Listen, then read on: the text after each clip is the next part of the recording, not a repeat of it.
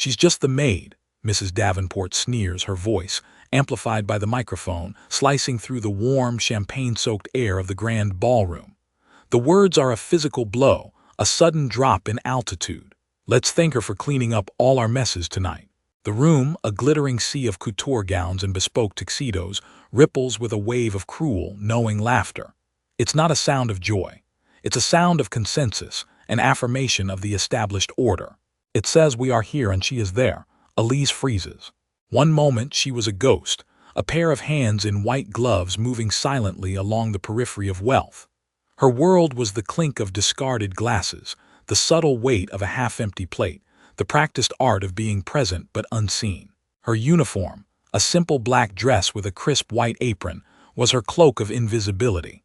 She was arranging a tray of flutes near the stage, her movements economical and precise, when the spotlight, hot and accusatory, found her. Now she is pinned, a specimen under the collective gaze of 100 millionaires. Mrs. Davenport, a vision in emerald silk, holds the microphone with the casual entitlement of a woman who has never been told no. Her smile doesn't reach her eyes. It's a sharp, polished weapon. She'd snatched the mic from the evening's host with a playful theatricality that now feels predatory. She was supposed to be thanking the donors, the caterers, the florists. Instead, she chose to thank Elise. The flashbulbs are like small, silent explosions, searing the moment into permanence. Pop, pop, pop. Elise feels the heat on her cheeks, a flush of shame so intense it's dizzying. Her training, years of it, screams at her to remain neutral, to offer a small, placid smile and a slight bow, to absorb the humiliation as if it were just another spill to be wiped away. Don't react. Don't give them more to feed on. Be nothing. But her body betrays her. Her hands, holding the silver tray, tremble almost imperceptibly. The champagne flutes shiver, their rims humming a high, anxious note. She clenches her jaw, a knot of fury tightening deep in her gut. She can feel the eyes of the other staff on her, the bartenders, the servers, the security guards, a mix of pity and fear. Pity for her, fear that the spotlight might swing their way next. From the stage, Mrs. Davenport gives a magnanimous, dismissive wave, as if bestowing a great favor. The gesture is a final twist of the knife. It says, "You are welcome for this attention. Now disappear." The host, a professional with a practiced smile, smoothly reclaims the microphone, launching into an anecdote about the Foundation's work in pediatric care. The moment is over. The crowd's attention shifts, but for Elise the room will not resettle. The laughter still hangs in the air, a toxic miasma. The heat of the spotlight still clings to her skin. She is no longer invisible. She has been seen, judged, and discarded in the space of 30 seconds. She forces her feet to move, to complete the turn she had started before the world tilted. Backstage. The mission is to get backstage, away from the glittering sharks in their expensive skins. Each step is a battle against the urge to drop the tray, to let the crystal shatter on the marble floor, to make a sound as sharp and as violent as the one that was just made at her expense. As she navigates the maze of tables, she can feel the lingering stares. A woman with a diamond necklace whispers something to her companion, her eyes flicking towards Elise before she covers her mouth with a manicured hand. A man chuckles, shaking his head as if enjoying the memory of a particularly good joke. This is the world she chose to re-enter, she reminds herself. The world of calculated cruelties and performative hierarchies. She had left a different version of it once before, the world of corporate finance, where the backstabbing was done with spreadsheets and whispered rumors, not with a microphone on a gala stage. She had thought this job, this life of quiet service, would be simpler, cleaner. She was wrong. The filth was just better hidden. Would you endure this, to be made a punchline for the crime of doing your job? She pushes through the velvet curtain into the blessed chaos of the backstage area. The air is thick with the smell of food, sweat, and anxiety. No one here is laughing. A young server, a girl of no more than 19, looks at her with wide, sympathetic eyes. "That was awful," she mouths silently. Elise gives a curt, almost imperceptible nod. She cannot afford to break. Not here. Not yet. She places her tray on a prep table, her movements stiff and robotic. Her mind is a tempest, replaying Mrs. Davenport's voice, the brittle sound of the laughter, the blinding flash of the cameras. Rage is a useless emotion, her father used to say. It's a fire that consumes the house it's trying to warm. Right now, Elise wants to burn the whole damn house down. But she knows, with a certainty that chills her to the bone, that the fire would only consume her. She needs to breathe. She finds a quiet corner, away from the clatter and the rush, and leans against the cool wall, closing her eyes. She focuses on the intricate patterns of the damask wallpaper, tracing them with her mind. She counts backward from 10. She does the exercises her therapist taught her years ago to manage the crushing pressure of her old life. But the shame is a stubborn stain. It feels indelible. The host's voice drones on from the other side of the curtain, a muffled sound of oblivious privilege. He's telling a story about Mr. Davenport's legendary business acumen, his generosity, his vision. Elise thinks of the man, a distant figure of tailored suits and clipped sentences. She thinks of his wife, so polished on the outside, so rotten within. They were a matched set, architects of this beautiful, hollow world, and she was just the maid, the woman who cleaned up their messes. Thought, meant to be an insult, sparks something else in her. A dangerous, defiant idea. Messes. Mrs. Davenport had no idea what kind of messes her husband and his foundation were truly making. Messes that couldn't be wiped away with a damp cloth and a polite smile. Messes hidden in plain sight on paper and numbers. The thought is a single, steady flame in the roaring inferno of her humiliation.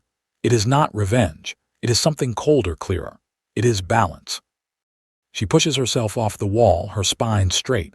The trembling in her hands has stopped. The flush of shame has been replaced by a focused, icy calm. She is still wearing the uniform. She is still, in the eyes of everyone in this building, just the help. But something has irrevocably shifted inside her. They had tried to make her small. They had no idea they had just reminded her of how much space she truly knew how to occupy. Her destination was the service corridor, but her feet took her on a detour. She moved with purpose back toward the stage, her mind a blank slate of shock.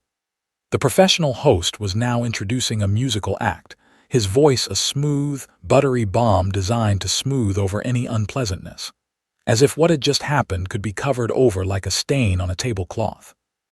Elise stopped at the speaker's podium. It was an elegant piece of carved mahogany, meant to project authority, and on its slanted surface, left carelessly behind in the transition between speakers, was the thick, leather-bound ledger. It was open, a satin ribbon marking a page. The overhead lights cast a golden glow on the crisp, cream-colored paper, illuminating rows of dense, black text and precise, almost frantic, annotations in the margins. Her eyes, trained for years to find the single misplaced number in a sea of data, were drawn to the heading, Section 14B, In-Kind Contribution Audits and Valuation Protocols. She didn't mean to read it. It was a breach of protocol, a violation of the invisible barrier between her world and theirs. But her gaze snagged on a single, convoluted sentence. It was a masterpiece of legal jargon, a sentence designed to be admired for its complexity rather than understood for its meaning. But Elise understood. She had spent 5 years of her life at one of the top accounting firms in the country, specializing in forensic audits for nonprofits. She knew the language of loopholes. She knew the syntax of fraud. And what she was looking at was not just a mistake or a bit of clumsy phrasing. It was a structural flaw, an intentional ambiguity that created a gaping hole in their compliance. It allowed for the valuation of non-cash assets, art, property, intellectual rights, to be based on wildly inflated, unaudited internal appraisals. It was a ticking time bomb, set to detonate the moment a serious federal audit came knocking. A chill traced its way down her spine, colder than the shame that had flooded her moments before. This was not a small mess. This was a catastrophic one, capable of dissolving the entire Davenport Foundation, erasing decades of public goodwill, and potentially leading to criminal charges. Beside the podium, on a slender chrome stand, was the microphone. It was sleek, silver, and silent. The object that had been used to strip her of her voice now stood witness as she uncovered a truth no one else in the room seemed to possess. The irony was so bitter it tasted like acid. She had the knowledge to burn their world to the ground, but she didn't have the voice to even ask for a glass of water without it being seen as an imposition. She looked from the damning page to the silent microphone, then out at the sea of oblivious faces. They were all celebrating a beautiful lie, a glittering facade built on a foundation of pure sand. Would you have walked away, or would you have looked closer? For Elise, there was no choice. Her professionalism, the part of her they couldn't see and would never acknowledge, was as ingrained as her own heartbeat. She couldn't unsee what she had just seen. Hours later, the grand ballroom was a ghost of its former self. The laughter and music had been replaced by the mournful echo of the cleaning crew's vacuums. The scent of champagne and perfume had given way to the sharp, clean smell of polish. The last of the guests had long since departed in their black cars, leaving behind a battlefield of crumpled napkins, lipstick-stained glasses, and the faint, sticky residue of spilled secrets. Elise was on the final sweep. It was her job to ensure the space was pristine, ready to be dormant until the next lavish event. She worked with a methodical, detached efficiency, her mind a world away. The humiliation from earlier had cooled into something harder, a dense, heavy stone of resolve in her chest. Her path led her once again to the stage, and there on the podium was the ledger.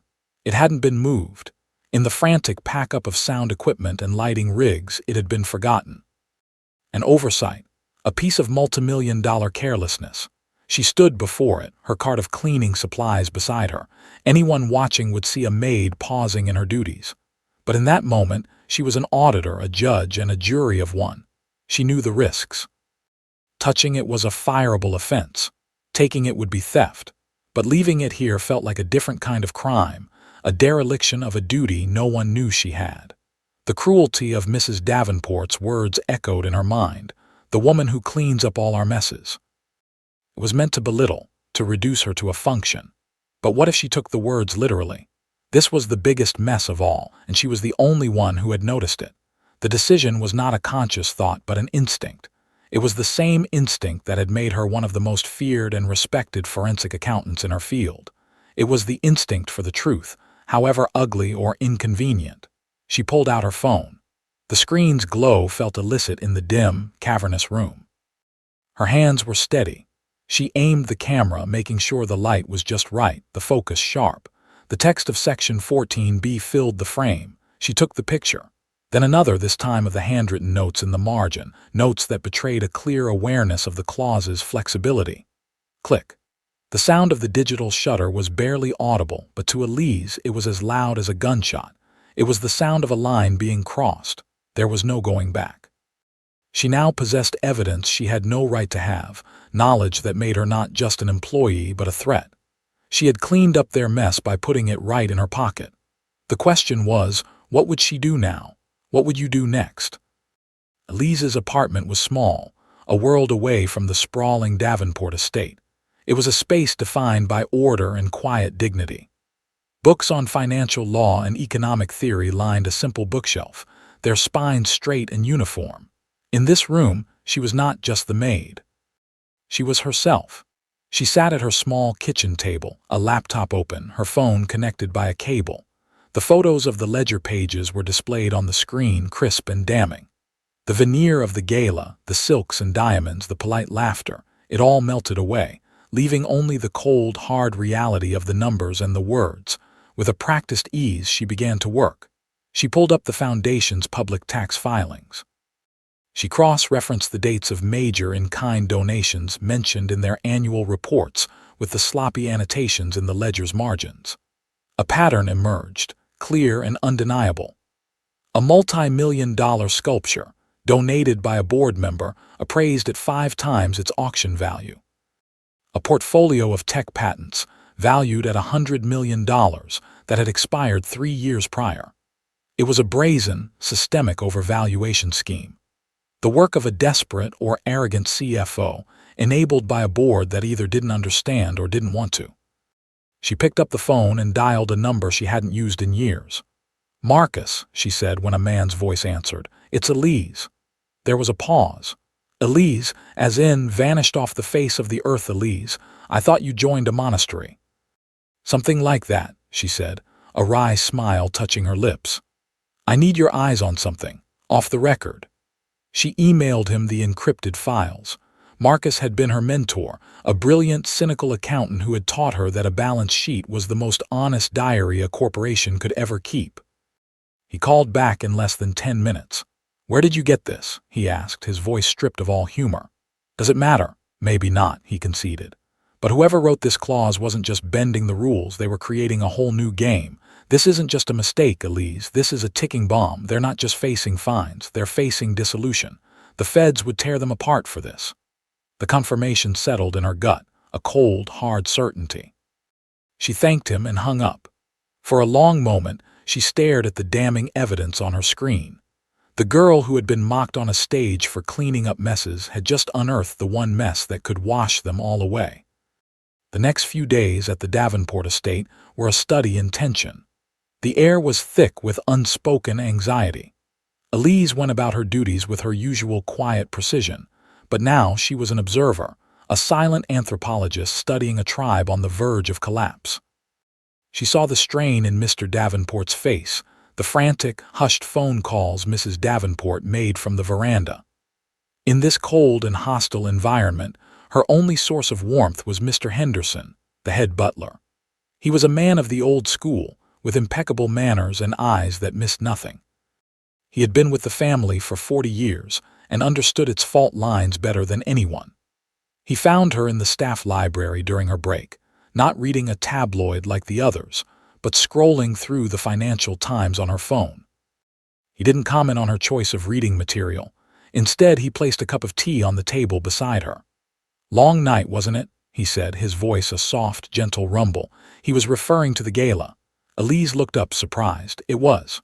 "What Mrs. Davenport did," he continued, looking out the window, "was a sign of weakness, not strength. Never forget that. The loudest person in the room is often the most frightened." It was the first time anyone in this house had acknowledged her humiliation, let alone offered a word of comfort. She felt a knot of tension in her shoulders begin to dissolve. Later that week, he saw her pausing by the main study, where a copy of the Foundation's glossy annual report was displayed. He didn't ask why she was interested. He simply came to stand beside her. "The Davenports build things on faulty foundations, my dear," he said quietly, his eyes on the report's cover photo of a smiling Mr. Davenport. "Always have. They build them fast and high so no one thinks to check the cracks in the cement. Be careful they don't bury you in the rubble." It was a warning, but it was also an affirmation. He saw her. He saw that she was someone who looked for cracks. In a world where she was treated as part of the furniture, this small act of being seen, truly seen, felt like a shield. It strengthened a resolve she didn't know was wavering. She was not alone in her knowledge. Someone else saw the truth. The first tremor hit on a Tuesday. A sleek black car, the kind with government plates, pulled up the long, winding driveway. Two men and a woman in severe, dark suits emerged and were quickly, almost secretively, ushered into Mr. Davenport's private study. The meeting lasted for 4 hours. When they left, their faces were impassive, which was somehow more terrifying than if they had been angry. The whispers started immediately among the staff. "It's an audit," said the cook. "A surprise audit." The word spread like a virus, infecting the grand, sterile atmosphere of the estate with a raw, primal fear. The trap, so elegantly designed in the language of Section 14B, had been sprung. The ticking bomb Elise had identified was no longer ticking. It had been discovered. Elise watched the chaos unfold from her unique vantage point of invisibility. She saw the panic that lay just beneath Mrs. Davenport's icy composure. She overheard snippets of frantic calls to lawyers, the name Section 14B repeated over and over like a desperate prayer. They knew the source of the fire, but they had no idea how to put it out. Their own legal team, the ones who had likely drafted the clause, were now scrambling, their confidence shattered. The arrogance of the gala was a distant memory. The crowd that had laughed so easily at her expense was now trapped in a state of escalating dread. The very system that gave them their power, their impenetrable fortress of wealth and influence, had a fatal flaw in its design. And the rule they had used as a weapon to inflate their egos and defraud the government was now being used as a weapon against them. Have you ever seen a rule used like a weapon? Elise had. She was watching it happen in real time. And she was the only one who knew the schematics of the weapon because she had already taken it apart in her mind. In a crisis, the powerful don't look for solutions. They look for scapegoats. Mrs. Davenport, her world constricting in a grip of fear, began to see enemies everywhere. Her paranoia, sharp and unsparing, landed on Elise. She replayed the night of the gala in her mind, and a new, twisted narrative began to form. She remembered seeing Elise near the podium.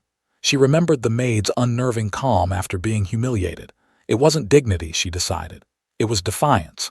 She found Elise in the main kitchen, polishing silver. She didn't bother with pleasantries. "You've been snooping," Mrs. Davenport accused, her voice low and venomous. "Spying. I saw you by that ledger. What did you take? Who are you talking to?" Elise met her gaze, her expression unreadable. She remained silent. Her calm, her refusal to be baited, was all the confirmation Mrs. Davenport needed. Guilt in her world looked exactly like this, quiet, unbroken dignity. "You're a security risk," Mrs. Davenport spat. "You're fired. Get your things and get out." Mr. Henderson, who had been overseeing the pantry inventory, stepped forward. "Ma'am, with all due respect, Elise is one of our most trustworthy." "Stay out of this, Henderson," she snapped, her control finally breaking, "or you'll be next." He fell silent, his face a mask of disappointment and sorrow. Two security guards, men Elise had shared polite nods with for months, appeared. Their faces were apologetic but firm. They escorted her to her small room in the staff quarters, watched her pack her few belongings into a single suitcase, and then walked her off the property like a common criminal. As the grand iron gates of the Davenport estate closed behind her, a profound sense of defeat settled over Elise. It was the ultimate irony.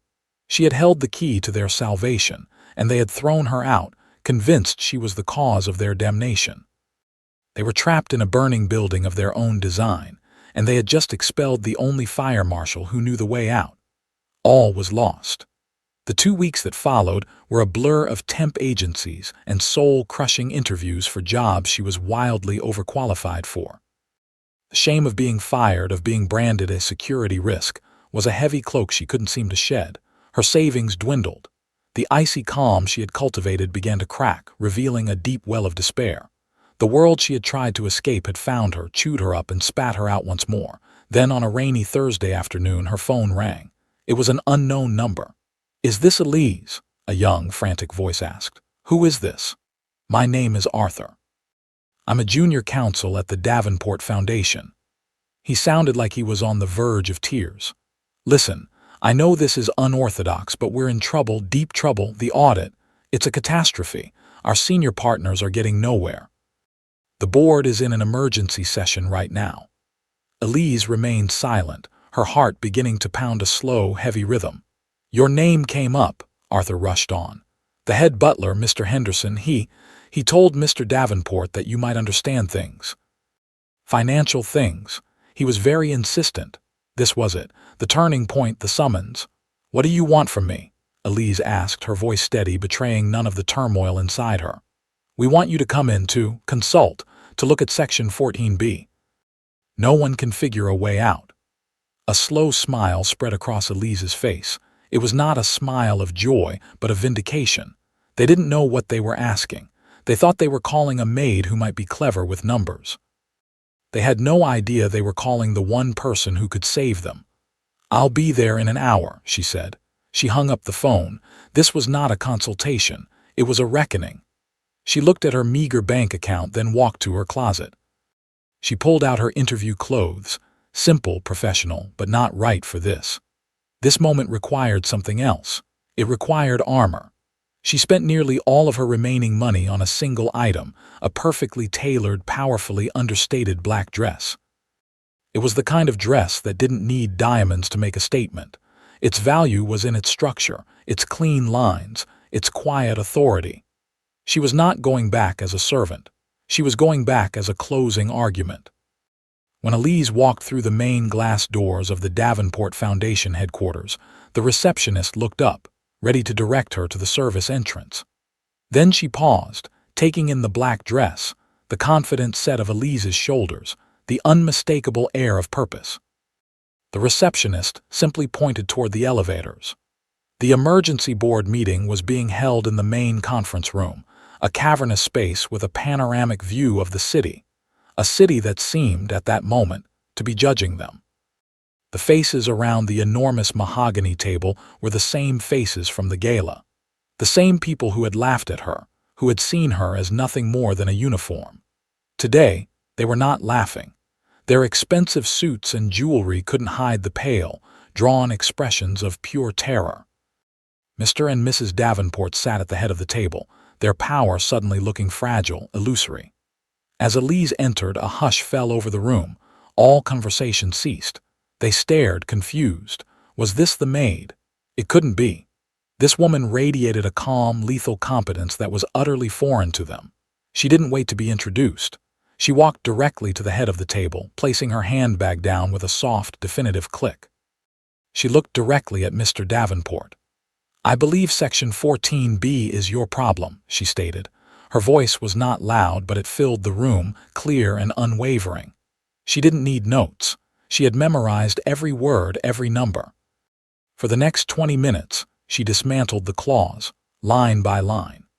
She explained the legal precedent they had violated, the specific tax codes they had broken, the precise mechanism of the fraud they had committed, whether through ignorance or intent.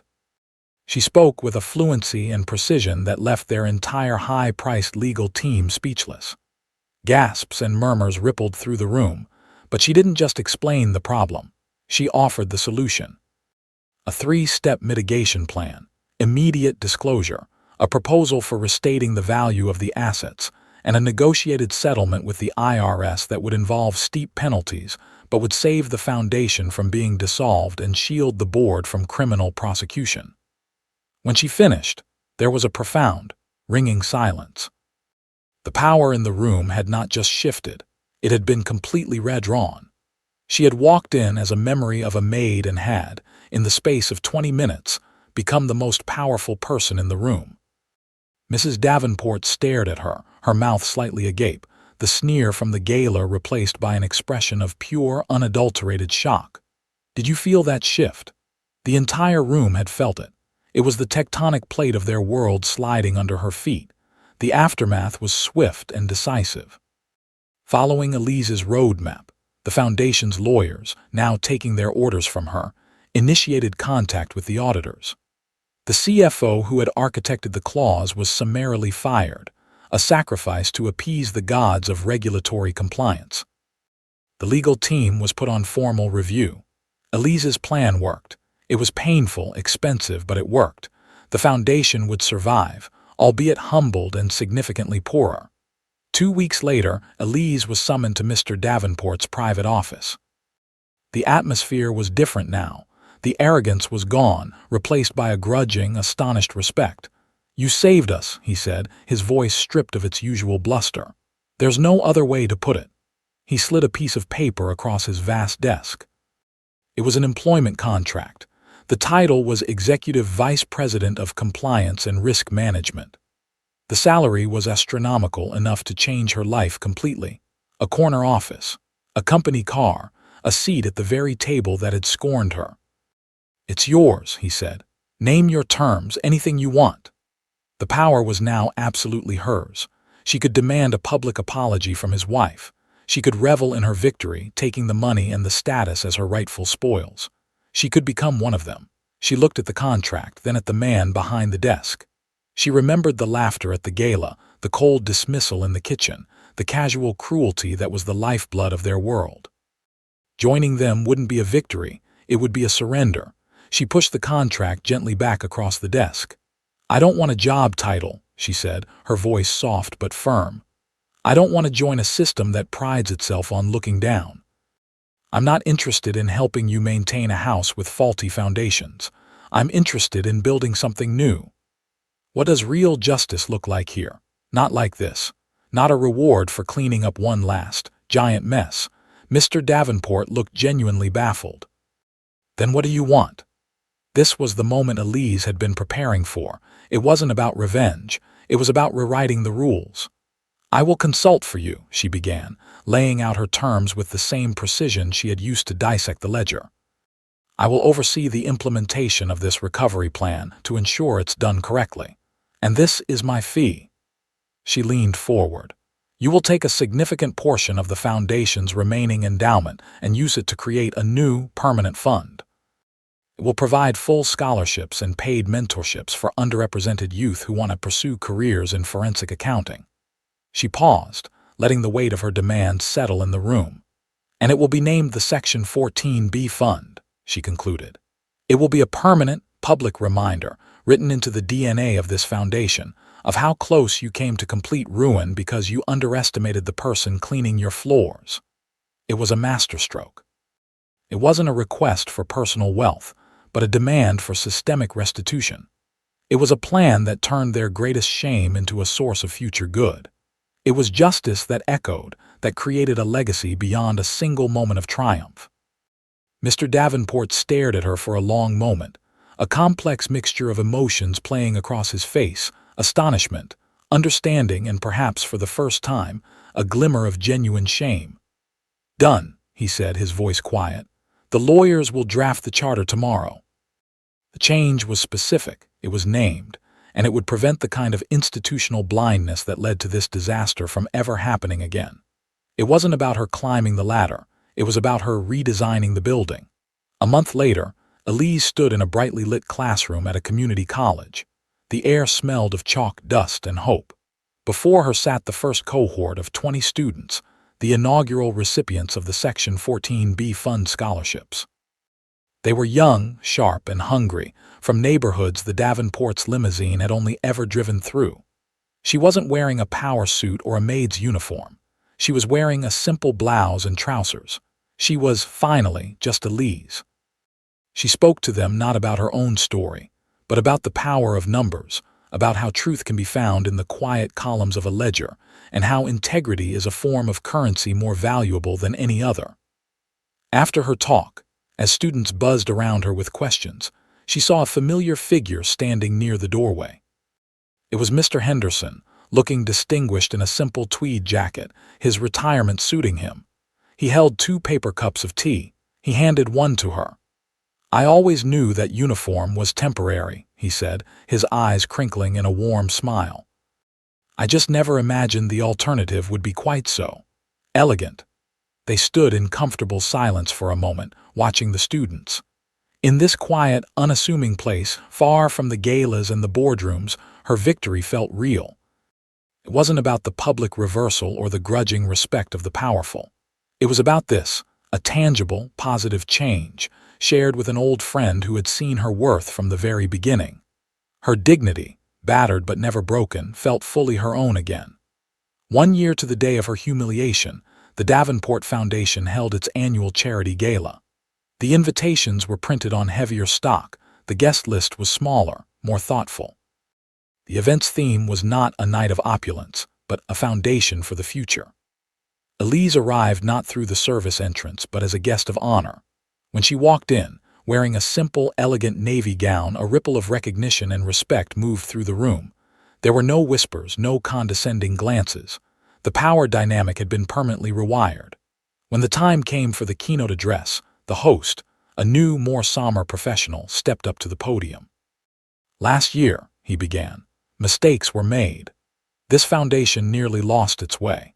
It was saved by one person's integrity and brilliance. It is my profound honor to introduce the founder of the Section 14B Fund, the architect of our new beginning, Miss Elise." She walked toward the stage as the entire room rose to its feet in a wave of sustained, heartfelt applause. It was a standing ovation. For her. The sound washed over her, not as a validation she craved, but as an acknowledgement of a long and difficult journey. She reached the mahogany podium and looked out at the sea of faces, and there, on its chrome stand, was the microphone. She took a breath and adjusted it, her fingers closing around the cool metal. This object, this instrument of her public shaming. A year ago, it had been a weapon used against her, amplifying a voice that sought to erase her. Tonight, it would amplify hers. Its meaning had been transformed. Did the object's meaning change for you too? The room fell silent, waiting. She looked across the crowd and found Mrs. Davenport's eyes. The woman looked smaller somehow, her emeralds not sparkling with the same fire. Elise offered her not a sneer, not a triumphant glare, but a small, almost imperceptible nod of acknowledgement. A nod that said, "We are both here, and we both remember." "A year ago from this stage," Elise began, her voice resonating with a calm, clear power, "a speaker made a joke about the woman who cleans up the messes." A wave of uncomfortable recognition rippled through the audience. "Tonight," she continued, "I want to talk about how we can build something clean from the start." She didn't recount her story. She didn't need to. They all knew it. Instead, she spoke about the students in her program. She spoke about creating systems of transparency and accountability. She spoke about how the truest measure of a foundation is not the money it raises, but the unseen potential it unlocks. Her voice, carried by the microphone, filled every corner of the room, not with accusations, but with a vision for a better way. Her speech ended. For a moment, there was silence. Then the applause began. It was not the polite, obligatory applause of a charity dinner. It was thunderous, genuine, and sustained. It was the sound of a room that had not just been spoken to, but changed. Elise stepped away from the microphone, leaving it on the stage, its job done. She walked down the short flight of stairs, not into a crowd of fawning billionaires, but toward a single figure waiting for her. It was a young woman, her eyes bright, dressed in a smart suit she'd bought with her first scholarship stipend. She was one of the top students in the Section 14B fund. The student reached out and shook Elise's hand. "Thank you," she whispered, her voice thick with emotion. "You have no idea what you've done for us." Elise smiled, a genuine, unburdened smile. "You're the one who's going to do great things," she said. "I just helped open the door." That was the final image. Not Elise basking in the applause, but Elise connecting with the future she had created. The legacy wasn't the sound of the clapping hands. It was the quiet determination in this young woman's eyes. The foundation had been reset. The rules had been rewritten. The sound of the room had been changed forever. What does it take to change the sound of a room? Sometimes it takes one voice, speaking a truth that was never meant to be heard.